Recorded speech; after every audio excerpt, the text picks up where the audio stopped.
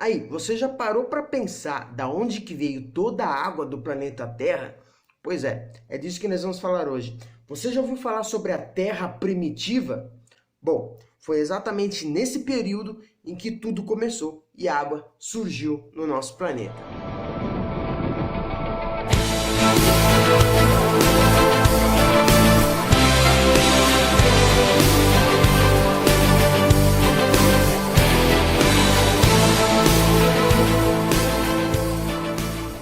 Fala pessoal, tudo bem? Sejam bem-vindos a mais um vídeo aqui na nossa página Conhecimento é Verdade. No vídeo de hoje vamos falar como surgiu a água dos oceanos no planeta Terra, ou a água propriamente dita dentro do planeta Terra. Bom, nós temos três teorias principais que dizem sobre o surgimento da água no planeta Terra, mas antes da gente entrar na teoria, a gente tem que entrar em três pontos principais que pro surgimento da água no estado líquido, né? Que é o que a gente tem aqui hoje no planeta Terra. Nós temos ela em três estados, ou seja, vapor de água, líquido e sólido, tá?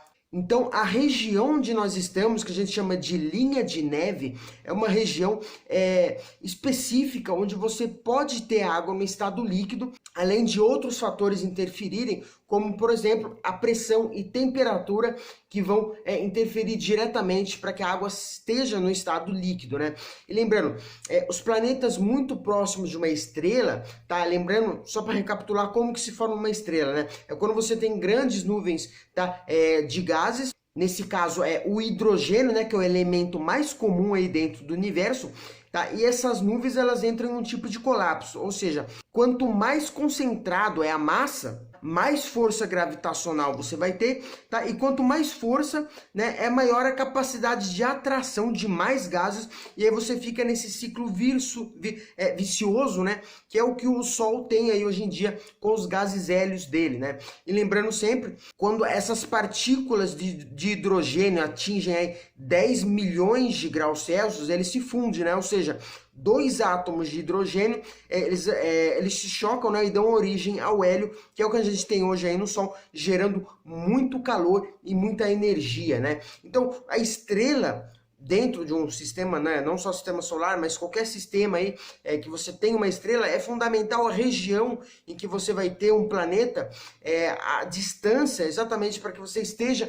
nessa linha de neve, para que você tenha a possibilidade da água no estado líquido, né? Além de outros fatores, como eu falei, que você só vai ter água em um planeta onde você tem a pressão atmosférica. É por isso que os outros planetas não têm água no estado líquido, né? Além do que, se você está à frente da linha de neve, ou você tem vapor de água pelos raios ultravioletas, né, o calor intenso, e se você está muito afastado do Sol, né, além dessa região da linha de neve, você vai ter água no estado sólido, ou seja, em formato de gelo, porque você está muito afastado. É o caso dos grandes planetas gasosos como Júpiter, Vênus, Saturno, Urano, Netuno, Plutão, tá? Entre outros. Ou, por exemplo, Titã, a Lua, né, de Júpiter aí, que é 100% gelo, né? Suponha que tem um oceano por baixo, né, mas você só tem gelo, né? Porque está numa região muito afastada, além do que você não tem pressão atmosférica. Ou seja, esses planetas gasosos, eles cresceram tanto, né, são grandes, porque eles se formaram primeiro, tá, no caso de Urano, Netuno, Júpiter, Saturno, e porque eles ficam atrás da linha de neve na qual a água se torna gelo, e é por isso que você tem gelo dentro deles, tá? E lembrar sempre, a água líquida, ela só existe onde você tem a pressão atmosférica, porque a pressão e a temperatura, elas interferem diretamente no ponto de ebulição. Logo, se você não tiver pressão atmosférica, ou a água vai ser vapor, ou a água vai ser sólido, ou seja, gelo. E só para lembrar, o estado líquido é de 0 graus a 100 graus, né? O estado sólido é quando você tem 0 graus, e essa transferência do sólido para o líquido é o que a gente chama de fusão, né? E o gasoso vai ser acima de 100 graus, quando, por exemplo, ele se ferve ali a panela ali no seu fogão, né? E ela vai mudar ali do líquido para o gasoso a partir de 100 graus, né? Então nós temos esses três estados para a água, tá? E agora sim, partindo já desse pressuposto, desses três itens fundamentais, que é a região, né? Inclusive quando você tem essa região propício para a vida, que a gente chama de região exohabitável, né? E para ter água, que a gente chama de linha de neve. Então você tem que ter uma região específica propícia para o surgimento não só da vida, mas também da água no estado líquido. Você tem que ter a pressão e a temperatura para que você tenha água no estado líquido. Agora sim a gente vai entrar nas teorias para tentar entender como que essa água surgiu no planeta Terra, tá?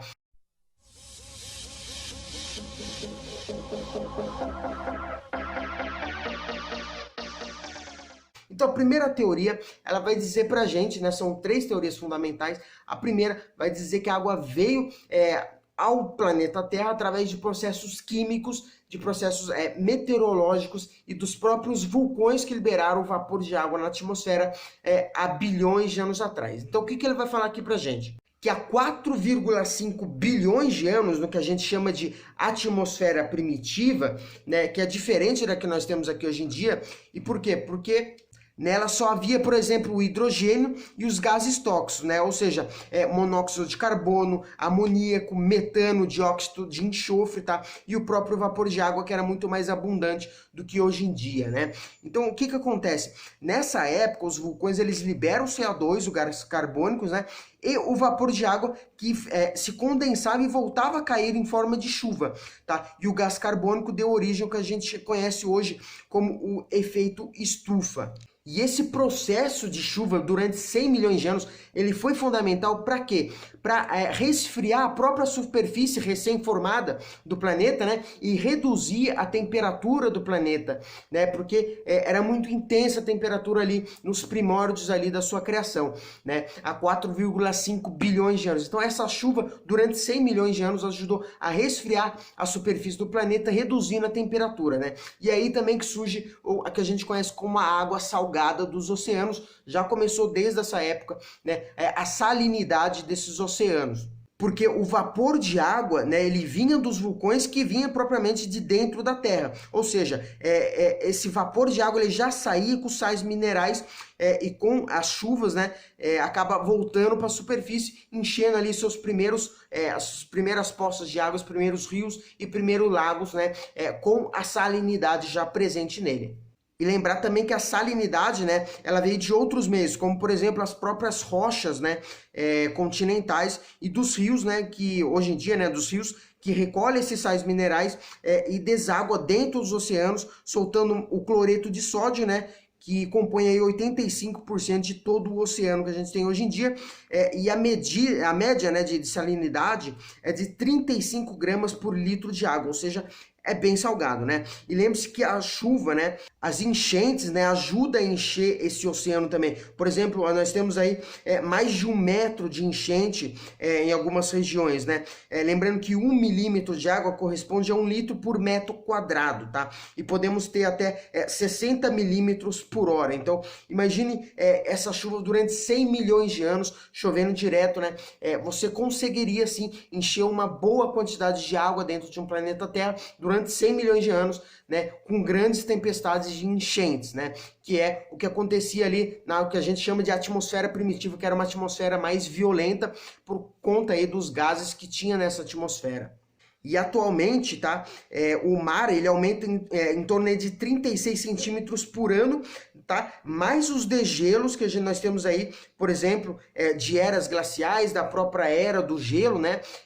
E também do degelo, por exemplo, da Groenlândia, da Antártida, né? Que a gente anda tendo aí por conta também do efeito estufa, né? E o efeito estufa, tá? Com o tempo ele diminui e permite mais radiação solar, tá? Ou seja, o calor, se você tem calor, né? Descargas elétricas, no caso das tempestades, né? Os raios ultravioletas, isso dá origem a quê? Dá origem à matéria orgânica, ou seja, bactérias primitivas, tá? E bactérias fotossintéticas, tá? Que foram primordiais para o surgimento da vida ali dentro dos oceanos. Isso eu vou falar no próximo vídeo sobre biologia, a origem da vida no planeta Terra, né? Mas, resumindo, o que é a bactéria fotossintética? Aquele tipo de bactéria, tá? Que sintetiza, né, o próprio alimento através da luz e do dióxido de carbono, criando o oxigênio, tá? Ou seja, por 1,5 bilhões de anos, tá? Essas bactérias liberaram o oxigênio aqui na nossa atmosfera, e também as plantas contribuíram com isso. Depois, quando você tem o surgimento das primeiras células, né? Você vai ter ali primeiro procarionte, depois eucarionte, né? E o surgimento das plantas. As plantas na superfície também ajudam a encher a atmosfera de oxigênio. Isso aí a gente vai falar no próximo vídeo sobre o surgimento da vida. Ou seja, se você tem oxigênio mais a radiação ultravioleta, isso vai gerar o quê? O ozônio, tá? Que filtra essa radiação perigosa e dá oportunidade para plantas e outras espécies animais viverem dentro ali na superfície, né? Na superfície terrestre. Então, você tem que ter o ozônio, tá? Mas isso aí a gente vai falar sobre vida num próximo vídeo, né? Então, resumindo, a atmosfera ela é fundamental e hoje nós temos 78% de nitrogênio na atmosfera, tá? A atmosfera moderna, né? Diferente aí da primitiva, como eu falei para vocês. Nós temos 21% de oxigênio, né? Em abundância na troposfera, que é onde você tem os animais e as plantas, né? Para respirar, tá? E lembrando sempre, esses 21% de oxigênio está na troposfera e nós temos 5 camadas. T, T, E e E, né, que a gente chama troposfera, tropopausa, estratosfera, ionosfera e exosfera, né, e tem o G da E, né, que é o gradiente térmico, a inversão térmica, a difusão da luz, a absorção, tá, dos raios do sol e o espaço propriamente dito, né, são as características de cada parte da atmosfera, né, troposfera, tropopausa, estratosfera, ionosfera e exosfera, tá, mas na troposfera, que é onde a gente está, nós temos aí 21% de oxigênio, onde a gente respira, tá. E apenas 4% de vapores de água. Lembrando que o vapor de água é um dos mais primitivos, né? Que já tinha lá na nossa atmosfera primitiva em abundância e acabou diminuindo na atmosfera moderna, tá? E por que é importante a gente falar de atmosfera terrestre? Porque isso vai refutar a nossa segunda teoria, que diz que a água veio de forma sólida dentro de meteoritos que atingiram a Terra e acabaram formando os primeiros lagos, as primeiras poças de água.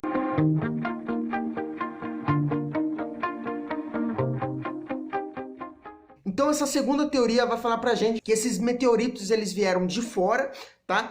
Ou seja, a origem da água seria de forma extraterrestre, né?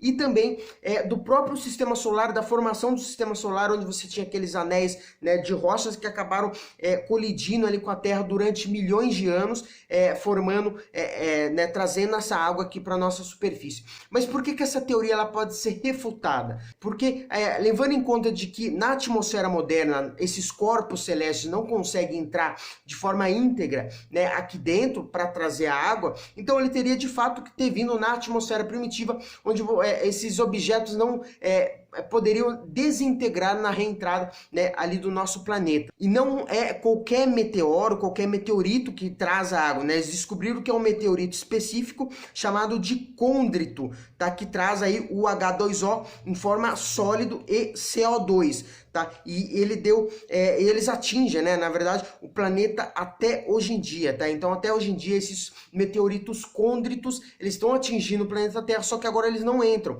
Por quê? Porque nós temos a camada de ozônio, que é um escudo para proteger esses corpos celestes. Ou seja, esses meteoritos eles tinham de fato que ter atingido a superfície da Terra lá no passado, porque se fosse hoje em dia, eles iam queimar na entrada e não ia sobrar nada. Então, quais são esses dois empecilhos, né, para refutar essa teoria? Primeiro, eles seriam o que atingiu o planeta enquanto a atmosfera era primitiva, pois na atmosfera moderna você tem os gases que compõem a atmosfera e a concentração de combustão de oxigênio que compõe a atmosfera, ou seja, a concentração de combustão de oxigênio aumenta, tá? E você gera um escudo protegendo esses corpos celestes. Ou seja, quando você tem uma velocidade aumentada desses corpos em contato com as moléculas de gases, você vai gerar o quê? Vai gerar o calor. E quanto menor é a altitude, mais oxigênio você tem, ou seja, mais a combustão. Esse objeto acaba pegando fogo, né, desintegrando na sua entrada. Ou seja, se fosse hoje em dia, você não teria como a água vir de fora, exatamente porque ele ia desintegrar e,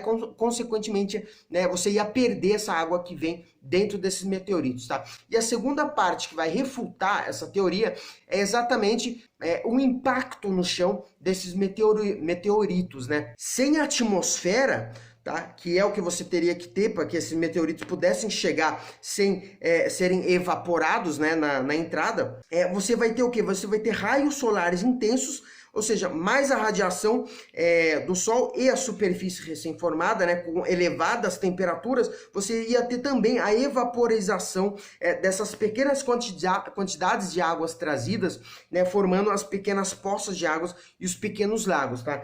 Ou seja, você tem esses dois empecilhos.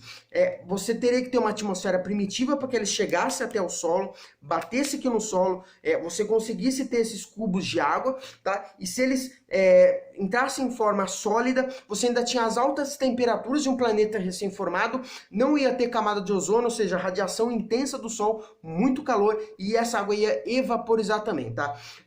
Ou seja, essa teoria não é tão aceita quanto a primeira, exatamente por ter essas brechas, né, que podem acabar destruindo essa água, né, ou essas pequenas águas, né, trazidas aí na formação do planeta, tá? E agora vamos para a nossa terceira e última teoria, que diz, né, que a água já estava aqui no planeta Terra, tá?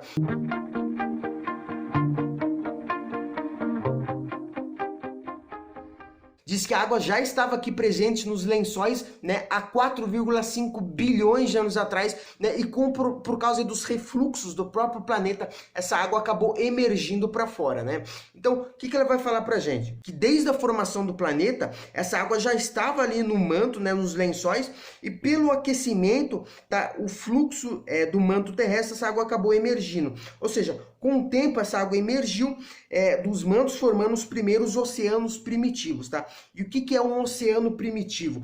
O oceano primitivo é a Terra, né, que diz quando a Terra passou por várias etapas de resfriamentos e aquecimentos, né? E um desses períodos de resfriamento houve a condensação do vapor, né, que se transformou em chuvas, né? E com isso a água foi depositada nas partes mais baixas, gerando os primeiros oceanos primitivos, tá? Então a água já estaria aqui, né, embaixo aqui do nosso chão, tá? E por causa dessas mudanças, né, geológicas, né, do próprio planeta Terra, mudanças de placas tectônicas, né, do próprio refluxo do manto terrestre, essa água então acabou emergindo para a superfície, né, formando ali, acabando sendo depositada nas partes mais baixas, né, que você tem aqueles desnível, né, onde você tem o oceano, né, o nível do mar, tá, depositando ali, formando aí os primeiros oceanos, que a gente chama de oceano primitivo, ali na Terra primitiva, tá bom? Por isso que eu falei no começo do vídeo, que foi na Terra primitiva em que tudo começou. Tá, mas lembre-se, essas três teorias só são possíveis se você partir do pressuposto que nós temos aqueles três pontos iniciais do começo, a linha de neve, tá? A pressão e temperatura que interferem diretamente para que você tenha água no estado líquido, tá bom? Porque lembre-se, se você estiver muito perto da estrela, é vapor de água, se você estiver muito longe, é água no estado sólido, tá? Então você tem que ter um meio termo para que você tenha a água, né, propício aí nesse estado líquido, tá bom? Então é isso, pessoal. E lembre-se, não estou afirmando que veio de um jeito ou de outro. São três teorias, como a gente falou no nosso vídeo sobre a diferença entre hipótese, teoria e fatos, né? Ou seja, não são fatos, não são verdades, são apenas teorias, né, que trazem pra gente, tá, uma noção de como a água surgiu. Ou seja, ela pode ter vindo de uma forma, da outra ou da outra, né? Ou ela pode ter vindo das três formas possíveis, né? Por exemplo, ela pode ter vindo do próprio manto, né? Já estava ali, acabou só emergindo. Pode ter vindo também dos pequenos meteoritos formando ali os primeiros lagos de oceanos. Pode ter vindo também desses processos químicos meteorológicos do próprio vulcão liberando vapor de água e o gás carbônico, né? Que através do que a gente chama de chuva ácida, acabou gerando ali os primeiros oceanos também, tá? Então pode ter vindo das três simultaneamente, né? Ou de uma, ou apenas de outra, né? Não tem como a gente saber. O que a gente sabe é que a água está aqui, né? Ela surgiu de alguma forma, né? E ela é fundamental, temos aí mais de 70% de água em todo o planeta, né? E é fundamental para toda forma de vida, e é o que a gente vai falar no próximo vídeo, que é a origem da vida na Terra, tá bom? Então eu espero ter ajudado vocês, espero que vocês tenham gostado desse vídeo, um vídeo informativo, né? E até o próximo, a gente se vê no próximo vídeo, pessoal. Valeu, tamo junto, obrigado por assistir até aqui e fui!